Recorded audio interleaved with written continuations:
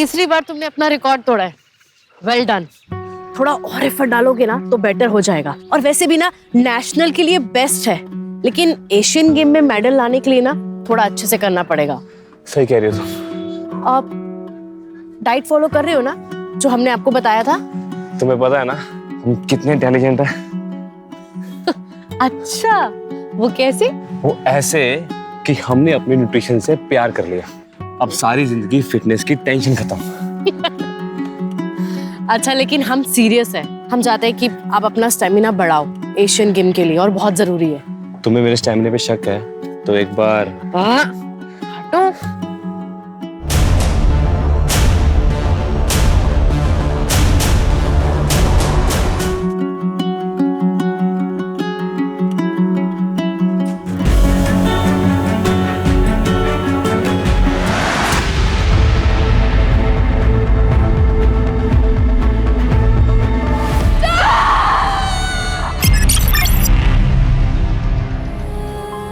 कभी कभी ये दिल किसी से भी लग जाता है। आखिर क्यों होता है ऐसा? शायद ये एक रूह का पाक रिश्ता होता है दूसरी रूह के साथ, जो ना समाज की बनी दीवारों से डरता है ना नियमों को।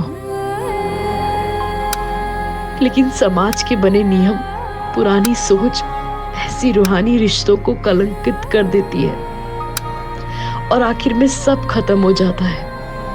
वो साथ, वो एहसास, और बचता है तो सिर्फ मातम।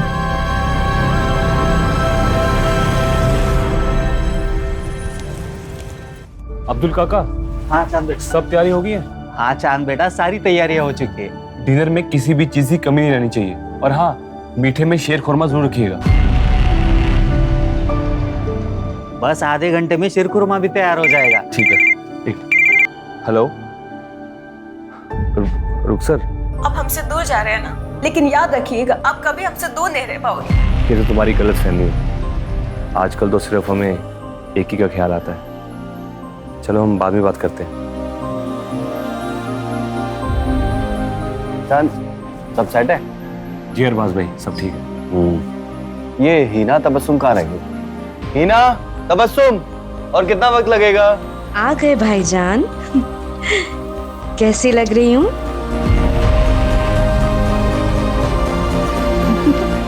भाभी,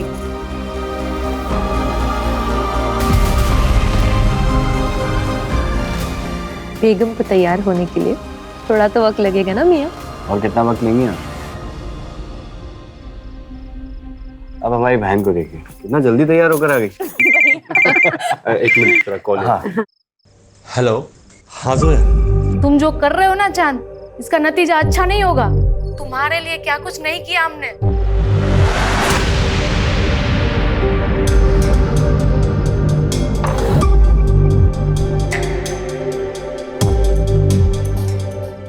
हेलो। हाँ जोया। अरे एक मिनट सांस तो ले लो। ऐसा कुछ नहीं जैसे तुम सोच रही हो। एक मिनट बाद में बात करते हैं। हेलो। हाँ डिम्पी। हम अपनी जान दे देंगे चांद, अब मुझसे बर्दाश्त नहीं होता। अरे प्लीज अब नहीं यार, फंक्शन होने में कुछ ही देर बाकी है। तुम पर भरोसा करके मैंने बहुत बड़ी गलती कर दी। अब रुको, हम बाद में बात करते हैं।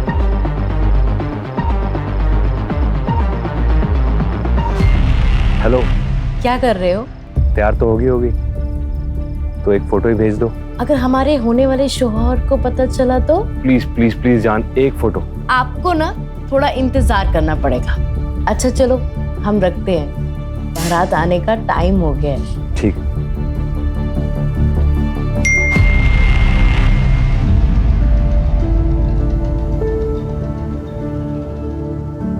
ये हो गए तैयार हमारे दूल्हे राजा। हमारी दुल्हन तैयार हो गई? हाँ हो गई, चलिए अंदर।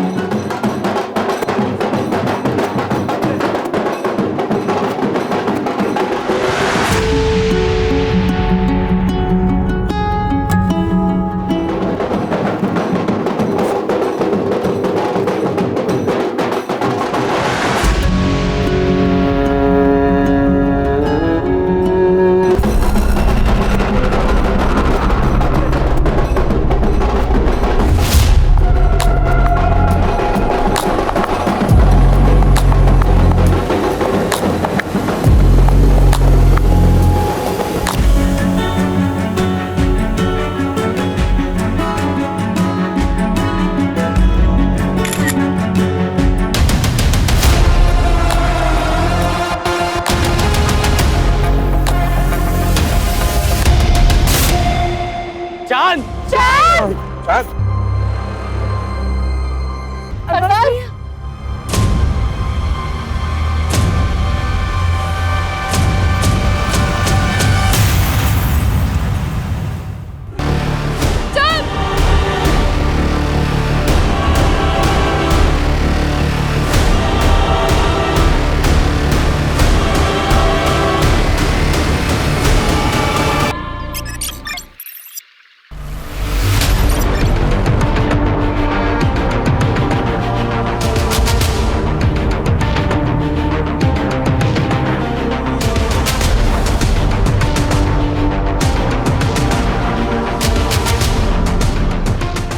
तीसरी बार तुमने अपना रिकॉर्ड तोड़ा है। Well done. थोड़ा और एफर्ट डालोगे ना तो बेटर हो जाएगा। और वैसे भी ना नेशनल के लिए बेस्ट है, लेकिन एशियन गेम में मेडल लाने के लिए ना थोड़ा अच्छे से करना पड़ेगा। सही कह रही हो तुम। आप डाइट फॉलो कर रहे हो ना, जो हमने आपको बताया था? तुम्हें पता है ना हम कितने इंटेलिजेंट हैं।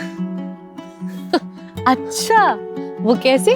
वो ऐसे कि हमने अपने न्यूट्रिशन से प्यार कर लिया। अब सारी जिंदगी फिटनेस की टेंशन खत्म। अच्छा, लेकिन हम सीरियस हैं। हम चाहते हैं कि आप अपना स्टेमिना बढ़ाओ एशियन गेम के लिए, और बहुत जरूरी है। तुम्हें मेरे स्टेमिना पे शक है तो एक बार हटो।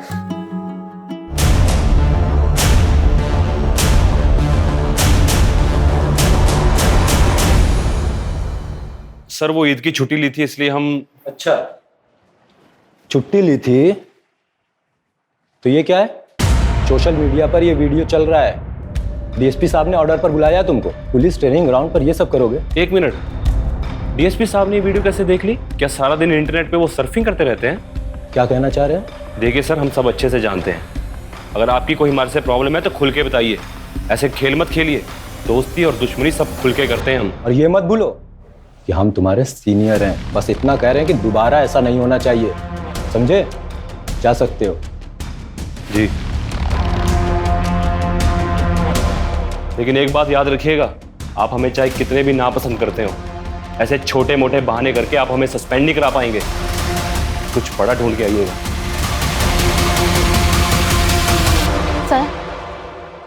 सर जी, क्या हुआ बताइए। हमारा नाम रीना है। हमारे नेशनल कॉलेज के पास एक बार है जहाँ पर कुछ लोग हमेशा नशे की हालत में लड़कियों के साथ छेड़छाड़ करते रहते हैं। उस बार का मालिक भी हमारे साथ बदतमीजी करता है। क्या नाम है बार का? रियल बार।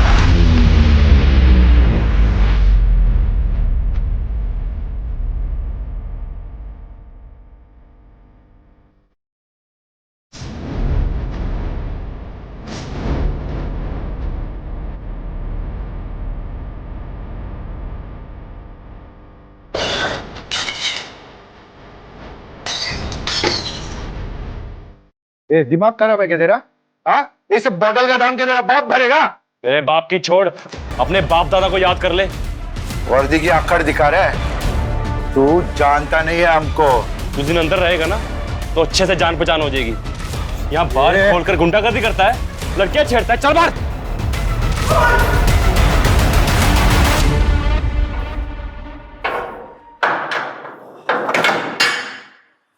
ये सब क्या चांद? कुछ नहीं सर, अपनी ड्यूटी कर रहे हैं। ये आदमी ना कहानी मत सुना मुझे। और ये मत भूलो कि ये जो वर्दी मिली है ना, स्पोर्ट्स कोटा में मिली है तुम्हें। ना तुम्हारे बस की बात नहीं है सब इंस्पेक्टर बनना। जिस आदमी को अंदर डाला है ना, तुरंत रिलीज करो। सर, इसके खिलाफ कंप्लेंट मिली है हमें। कंप्लेन मिली है? मतलब कोई भी लड़की आकर कुछ भी कहेगी, बिना इंक्वायरी किए मान लोगे? हाँ मिश्रा जी? Yes sir. ये सज्जन आदमी को तुरंत रिलीज करिए। यस।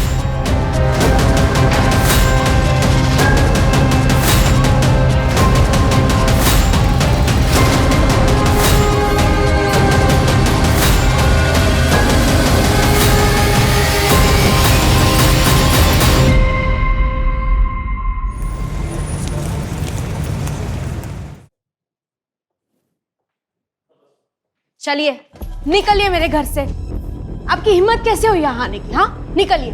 तबस्सुम, मैंने आपसे कितनी दफा कहा है, मुझे नहीं आना है आपके साथ घर वापस। मानते हैं हमसे गलती हुई, लेकिन नाराजगी छोड़ो और हमारे साथ चलो। कब तक ये मायके में पड़ी रहोगी? मतलब वो यहाँ पड़ी नहीं है, तबस्सुम का भी घर है ये। चांद, वाह, अपने ही बहनोई की गिरबान पर हाथ डाला। शर्म, हया, तहजीब सब भूल गए हो। ये भी भूल गए कि अपनी बहन के शौहर से किस तरह से बात करते हैं।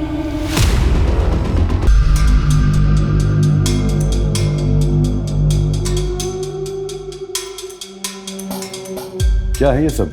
तुम्हें इस बात का अंदाजा भी है कि हम नवाबों के खानदान से हैं?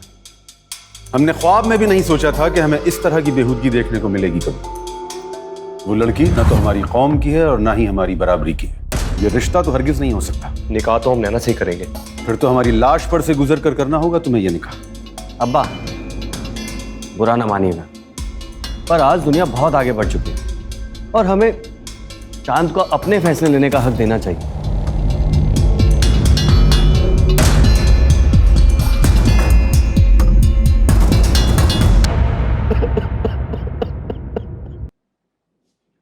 चांद जवान था, सेहतमंद था, स्पोर्ट्समैन था। अब्बा, तो कैसे हार्ट अटैक हो सकता है? मुझे यकीन नहीं हो रहा। क्या चाहते हो तुम?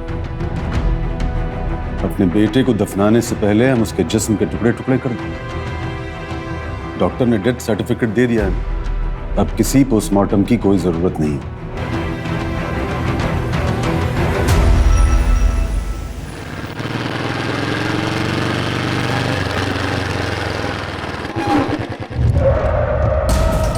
ए, कौन हो तुम लोग?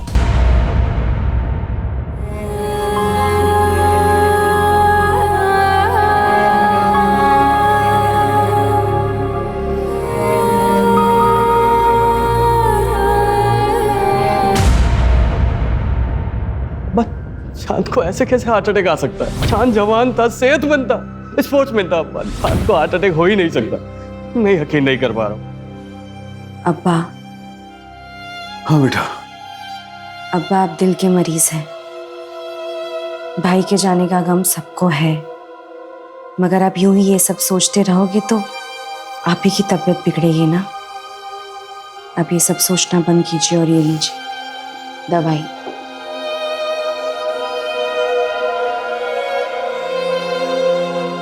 आपको आपकी तबीयत का ख्याल रखना है।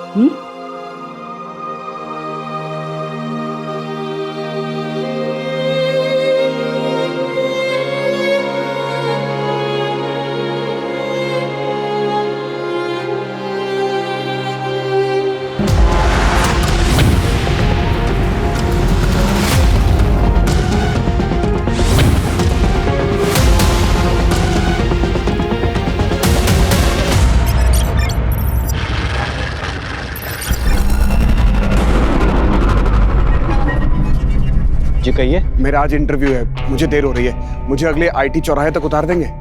आइए बैठिए।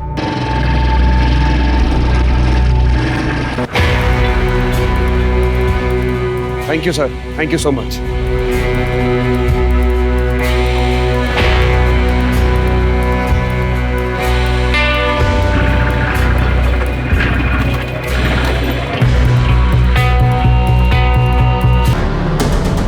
क्या हो गया इसको? ये बोल रहा है किसी ने कुछ चुभोया है इसे। ऐसे मुंह देखता रहेगा, इसको अस्पताल भी लेके चले। I'm sorry, पर ये नहीं रहे।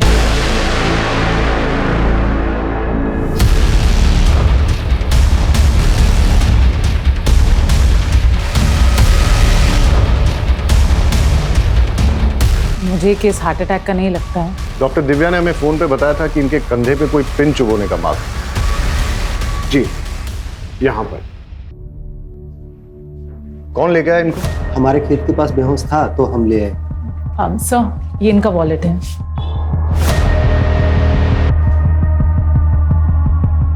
नवाब अरबाज कुरैशी, उन्नाव। फैमिली को इन्फॉर्म करो और बॉडी को पोस्टमार्टम के लिए भेज। Right sir. हम नवाबों के खानदान से हैं। पूरे उन्नाव में हमारी शान थी, लेकिन एक झटके में हमारा पूरा कुनबा बिखर गया। पहले छोटा बेटा चांद और अब अरबाज। हमारे अरबाज चांद से बेहद मोहब्बत करते थे। उन्हें यकीन ही नहीं हो रहा था कि चांद को हार्ट अटैक कैसे आ सकता है। अरबाज को ऐसा क्यों लगता था कि चांद की मौत हार्ट अटैक से नहीं हुई है? शायद वो अपने भाई की मौत के सदमे में था।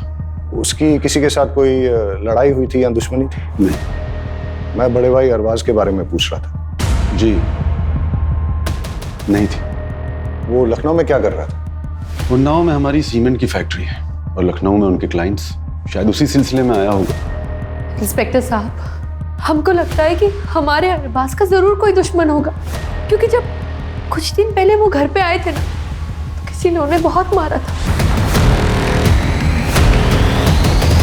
सर, जब अरबाज पर अटैक हुआ था उसी समय मैंने उससे कहा था कि पुलिस स्टेशन में आकर एक FIR कराने के लिए आप ना पुलिस स्टेशन आ जाइए और आकर एक FIR लिखवा दीजिए, लेकिन वो आया ही नहीं। बेचारा अपने भाई चांद गिर रहा हार्ट अटैक से।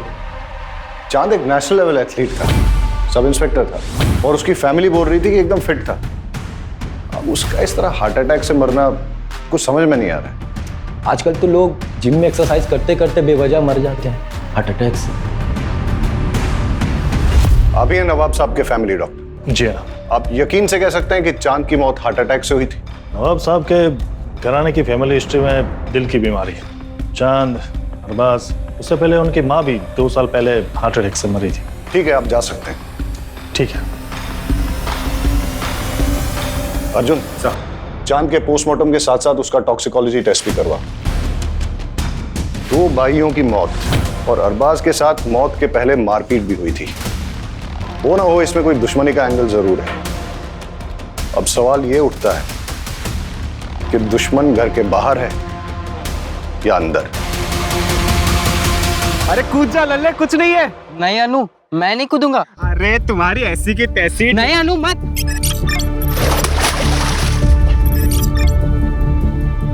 अरे नौटंकी बाज।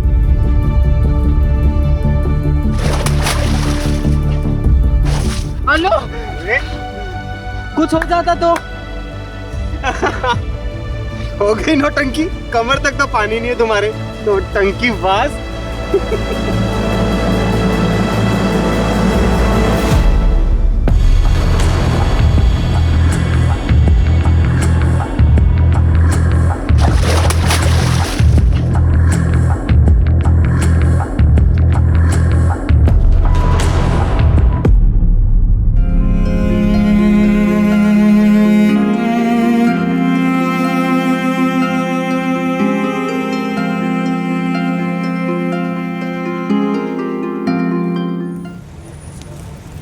बहुत प्यार करते थे वो हमसे, लेकिन गुस्से वाले भी थे। हम उन्नाव पुलिस वालों को कह कह के थक गए थे कि चांद को हार्ट अटैक नहीं आ सकता है। हम खुद पेशे से न्यूट्रिशनिस्ट हैं। उनके खाने पीने में कड़ी निगरानी रखते थे हम। अभी अभी आपने बताया कि वो व्यवहार से थोड़े गुस्सैल थे, तो उनकी किसी के साथ कोई अनबन जिसके बारे में आप जानती हैं? शायद हमारी शादी, हम दोनों अलग अलग धर्म के थे और इस शादी के खिलाफ बहुत से लोग थे। मेरे कुछ घर वाले और चांद के कुछ जानने वाले लोग। ऑनलाइन तो हमारे रिश्ते का मजाक भी बना। ये देखिए।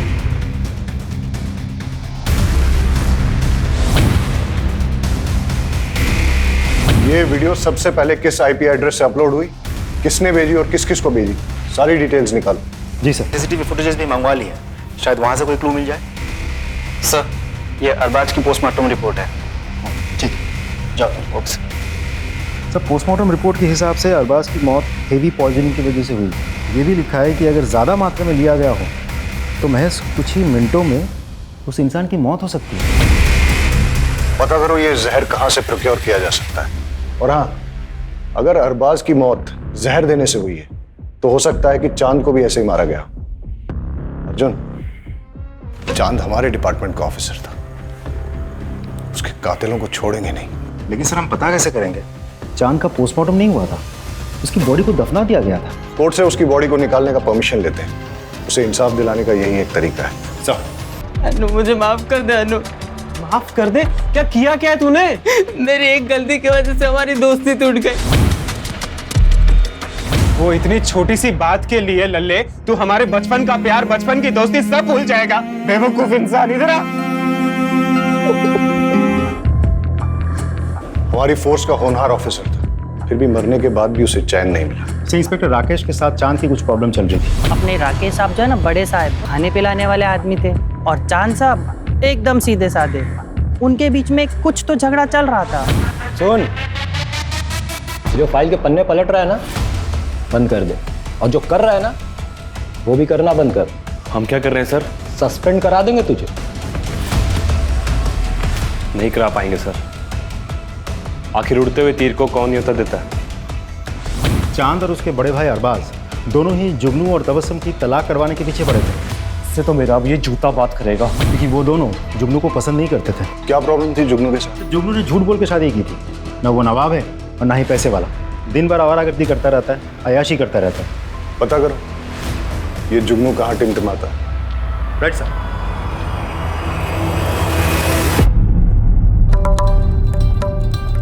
निम्मो भाई, आज ऐसा मुजरा करना कि घर जाने के बाद भी तुम्हारा खुमार ना उतरे।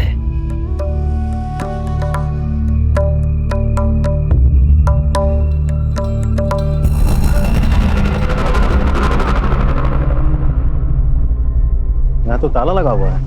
नजाकत ने लूटा शराफत। पुलिस हमारे घर? चल अंदर बैठ। अरे ये क्या बदतमीजी है? चल।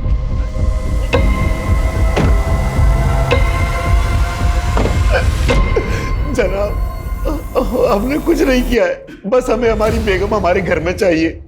हम उनसे बहुत मोहब्बत करते हैं। दोनों भाई तेरे खिलाफ थे। चांद जो कि पुलिस ऑफिसर था, पहले तूने उसको मार दिया और साथ ही साथ नवाब साहब की प्रॉपर्टी का एक हकदार कम कर दिया, और फिर मौका मिलने पर उसके बड़े भाई अरबाज को भी रास्ते से हटा दिया तूने। तो तेरा तलाक भी नहीं हो सकता तबस्सुम से। लाहौर में लकूवत, हम उनका खून कैसे कर सकते हैं साहब? तो चांद की पोस्टमार्टम रिपोर्ट आ गई है, उसे भी वही जहर दिया गया है जो अरबाज को दिया गया था। दोनों भाइयों की मौत से सबसे ज्यादा फायदा किसको हो सकता है? सर मुझे तो लगता है हमें जुगनू पर नजर रखनी चाहिए। तो रखो। और कुछ पता चला? सर हम अरबाज का कॉल रिकॉर्ड चेक कर रहे थे, पता चला कि वो एक सीबीआई ऑफिसर के साथ टच में था, नाम है सदानंद भोसले। अच्छा, भोसले साहब से अपॉइंटमेंट लो, मिलते हैं। सर तुम्हारे सोशल मीडिया का पेज नैना और चांद के खिलाफ हेट स्पीच से भरा है। क्यों भाई, क्यों किया ऐसा? सर मैंने लिखा और वो वीडियो भी वायरल की। इसमें क्या गलत किया सर? नैना मेरी कजन है, अगर मैं अपने घर की इज्जत नहीं बचा सकता तो किस काम का हूं मैं सर? ये लोग हमारी बहन बेटियों को भड़का रहे हैं सर। इसलिए चांद को रास्ते से हटा दिया, मार दिया उसको तुमने? गुस्सा तो बहुत आता था उस पे, ऐसे देख के खून खौलता था, लेकिन मैंने उसे नहीं मारा सर। हमारे पास आई विटनेस है जिसने तुमको चांद के साथ लड़ते हुए देखा है। अबे हीरो, चल निकल यहां से, वरना तेरी सारी रंगबाजी यहीं निकाल दूंगा।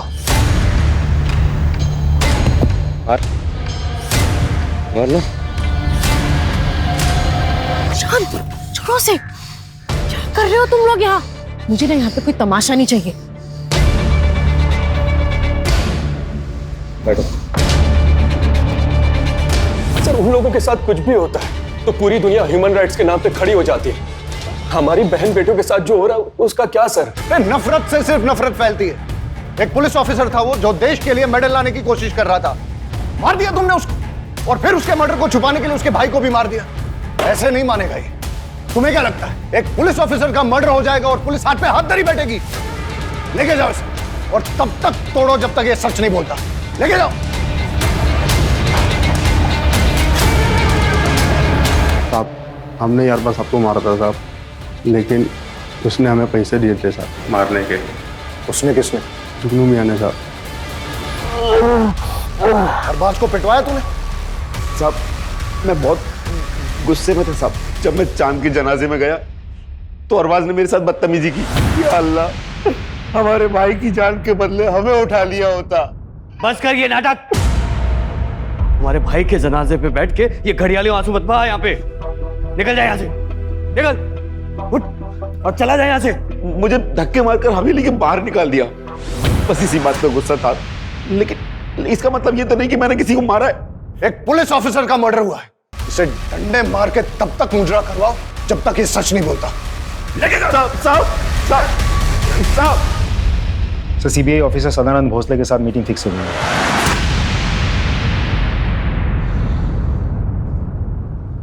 अरबाज ने मुझसे बात की थी। वो चाहता था कि उसके भाई के मर्डर की इन्वेस्टिगेशन सीबीआई करे, लेकिन सीबीआई ऐसे किसी केस को कैसे ले सकती है? मैंने उसे लोकल पुलिस स्टेशन में जाकर एफआईआर दर्ज कराने की बात की थी। सब इंस्पेक्टर चांद का मर्डर केस काफी पर्सनल है सर हमारे लिए। एक पुलिस ऑफिसर को मारा गया और उसके बाद उसके बड़े भाई का भी मर्डर किया गया और अभी भी हमारे हाथ में कोई ठोस कड़ी नहीं लग पाई। Anyways, thank you.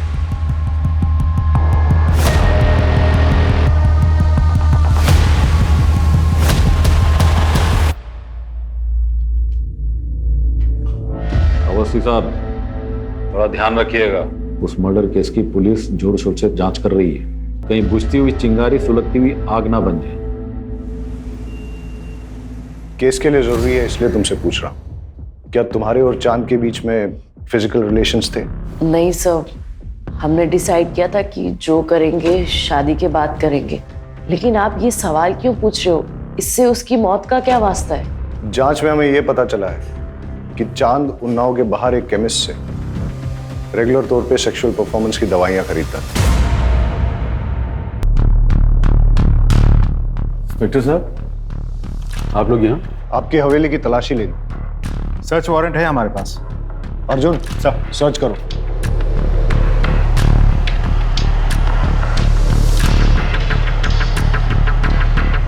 और कितनी तकलीफें पहुंचाएंगे हम? जाइए यहाँ से, अकेला छोड़ दीजिए हम सब, बंद कीजिए ये सब। आपके दोनों बेटों की हत्या हुई है और आप चाहते हैं कि हम इन्वेस्टिगेशन बंद कर दें?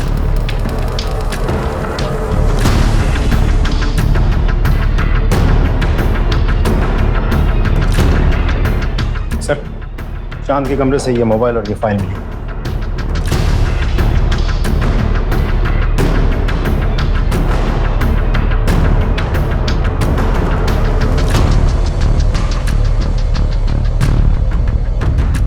इंस्पेक्टर राकेश अवस्थी से मिलना पड़ेगा। आपका चांद के साथ कोई प्रॉब्लम चल रहा था तो आपने उसे मरवा दिया और फिर इस मर्डर को छुपाने के लिए चांद के बड़े भाई अरबाज को भी मरवा दिया। ये सब बकवास और बेकार की बातें हैं। ये डॉक्यूमेंट्स देखिए, चांद ने ये सबूत इकट्ठे किए थे कि 6 महीने पहले एक लड़के को आपकी कस्टडी में टॉर्चर करते हुए आपने उसे मार डाला। सर क्या कर रहे हैं? अगर इसका लाइसेंस एक्सपायर है तो कैसे जान से मार देंगे? तुम मेरे बीच में टांग अड़ाना बंद कर, निकल यहां से। मैंने कहा निकल यहां से।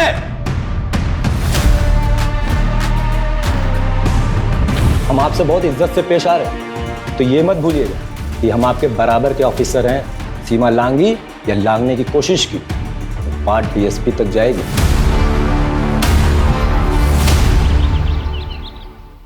वहीं रुक जाओ, वहीं रुक जाओ। अगर हमारा बेटा तुम्हारे प्यार में नहीं पड़ा होता ना, तो आज वो जिंदा होता। अगर आपने अपना बेटा खोया है तो मैंने भी अपना प्यार खोया है। कुछ नहीं खोया है तुम, लेकिन हमने अपना बेटा खोया है। और हमें तो कभी कभी लगता है कि तुम्हारे घर वालों में से किसी ने हमारे बेटे को। अब वो आपकी तबीयत खराब हो जाएगी। आपको जो लगता है लगता रहे, बाहर के लोगों को भी ना बहुत कुछ लगता है। आपने तो चांद का पोस्टमार्टम भी नहीं होने दिया ना। बदतमीज, निकल जाओ यहां से। आज के बाद कभी भी मेरी बेटी के आसपास भी दिखाई दिया ना तो जान से मरवा दूंगा। रिद्धि से प्यार करते हैं हम, आपको जो करना है वो करिए। ये ऑडियो फाइल अमर की iCloud स्टोरेज से मिला है और साथ ही उसकी और आपकी बेटी रिद्धि की बहुत सारी फोटोज भी मिली। और क्या मिला? और एक वीडियो भी मिला है जिसमें अमर ने डर जताया कि आप उसका खून करवा सकते हैं। सब बकवास है, झूठ है। ये रही उसकी असली पोस्टमार्टम रिपोर्ट जो आप लोगों ने बदल दी थी। इस रिपोर्ट में यह साफ साफ लिखा है कि उसकी मौत 11 हड्डियां टूटने और इंटरनल ब्लीडिंग से हुई है। और जब ये सबूत चांद ने इकट्ठे किए तो आप लोगों ने उसको मरवा डाला। और जब अरबाज चांद के मर्डर की सीबीआई इंक्वायरी चाहता था तो उसको भी खत्म करवा दिया आपने। फिलहाल इतने सबूत काफी हैं आप लोगों को अंदर करने के लिए, और बाकी आपका जुर्म हम कोर्ट में साबित करेंगे। चांद और अरबाज का खून हमने नहीं किया है। आपको यकीन नहीं है तो आप उनके वालिद नवाब साहब से पूछिए कि उन्होंने चांद का पोस्टमार्टम क्यों नहीं होने दिया।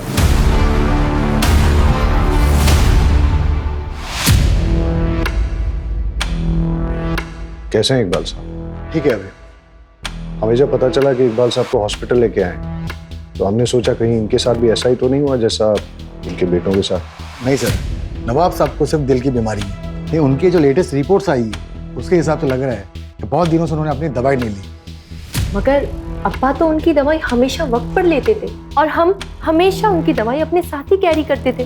वक्त बे वक्त अगर जरूरत पड़ गई तो आप हमें 2 मिनट दीजिए, हम लेकर आते हैं।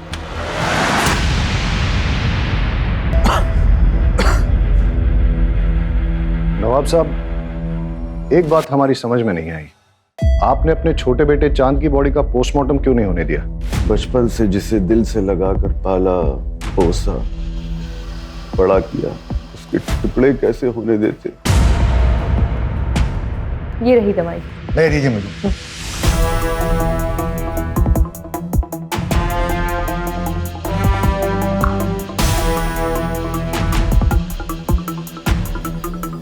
सर ये तो शुगर है, चीनी है ये। कौन देता था इन्हें दवाई?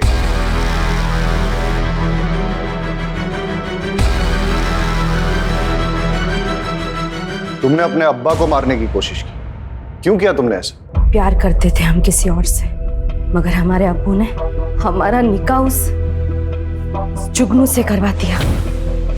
नवाबी चोला ओढ़ एक जालिम और जिद्दी इंसान है मेरे अब्बू। और तुम्हारे भाई? उन्होंने भी नहीं रोका इंस्पेक्टर साहब मेरे अब्बू को। चांद भैया ने खुद के निकाह के वक्त तो किसी की भी नहीं सुनी, मगर मेरे निकाह के वक्त उनके मुंह में दही जम गया था। नफरत हो गई थी हमें उन सब से। अच्छा हुआ दोनों मर गए, काश मेरे अब्बू भी मर जाते। मर गए या तुमने मरवा दिया? नहीं इंस्पेक्टर साहब, चाहने में और करने में फर्क होता है। हमें नफरत जरूर थी मगर हमने नहीं मारा उन्हें, सच्ची।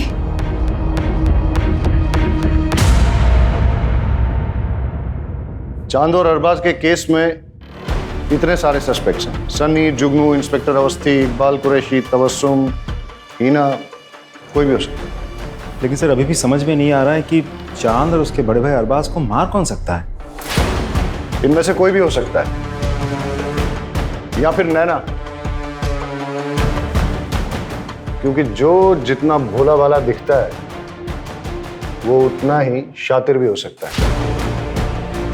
एक काम करो अर्जुन, चांद और अरबाज के केस में ये जितने भी सारे सस्पेक्ट्स, सबकी डिटेल्स फिर से निकालो, छोटी से छोटी चीज भी चेक करो। कुछ तो है जो हमसे छूट रहा है। सर बस एक कड़ी हाथ में आ जाए तो सारे पेज खुल जाएंगे। सर बाकी सब तो क्लीन है, लेकिन एक इंटरेस्टिंग बात सामने आई है। पिछले 2 साल में हीना ने अपने बैंक अकाउंट से कोई ट्रांजैक्शन नहीं किया था, लेकिन अरबाज के मौत से 2 दिन पहले हीना के पिता ने उसके अकाउंट में 10 लाख रुपए ट्रांसफर किए थे, और अरबाज के मौत के 10 दिन बाद हीना ने वही 10 लाख रुपए कैश में विड्रॉ किए थे। जी, हमने डाले थे पैसे। हीना को पैसों की जरूरत थी।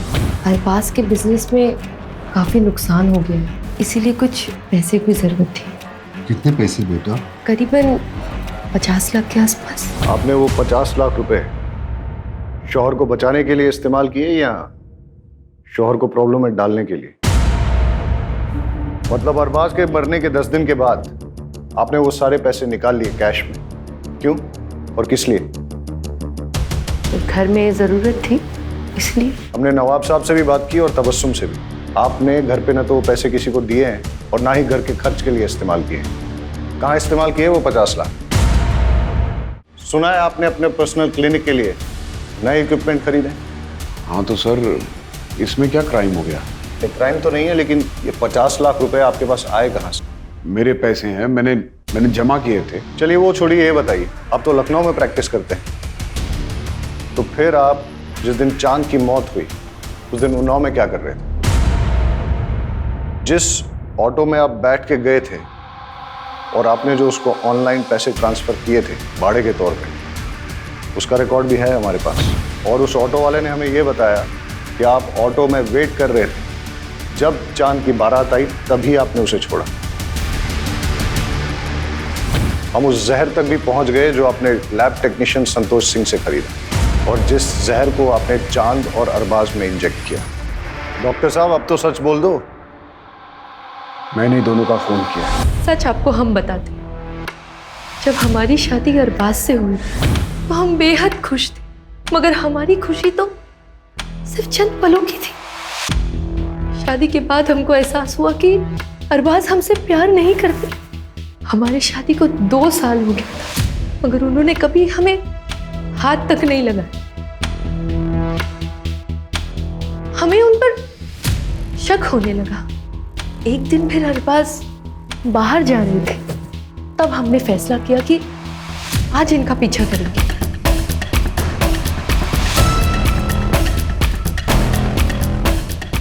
अरे लल्ले, आज तुम हमसे मिलने आए हो? हमने देखा कि हमारे शौहर एक मर्द के साथ मोहब्बत कर रहे थे। पागल है क्या तू? मरना है तुमको? आई लव यू टू लल्ले।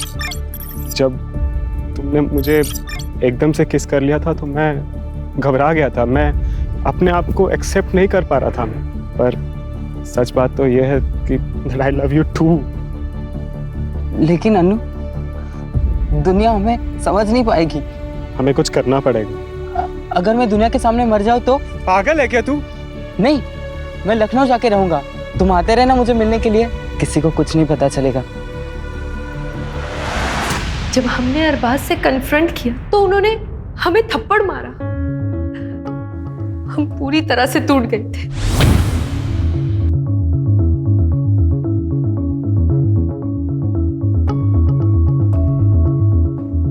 क्या हुआ भाभी? आप रो क्यों रही हैं? तुम्हारे भाई हमसे नहीं बल्कि एक मर्द से मोहब्बत करते हैं। अरे हमको समझ में नहीं आ कि हम करें तो क्या करें। अभी आप रोइए मत। हम बेहद खुश थे। भले ही हम दोनों के बीच में एक छोटा सा रिश्ता बना हो, मगर हमने चांद से मोहब्बत की थी और उसने फिर शादी करने का फैसला ले लिया। ये तुम क्या कह रहे हो चांद? हम तुमसे प्यार करते, तुम ये नहीं कर सकते। हमें छोड़ के तुम किसी और से शादी नहीं कर सकते। हम आपसे प्यार नहीं करते, वो बस एक हमारी गलती थी।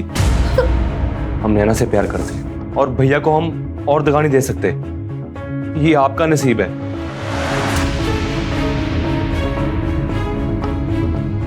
एक भाई ने हमें तन्हा कर दिया और दूसरे ने हमारा प्यार किसी और को उठा कर दे दिया। ये देखकर हमारी इतनी ठेस पहुंची कि हमारा दिल पत्थर का बन गया साहब।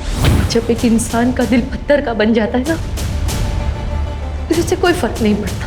हमें रत्ती भर भी अफसोस नहीं हुआ ये फैसला लेते हुए कि अब हम इन दोनों को मार देंगे।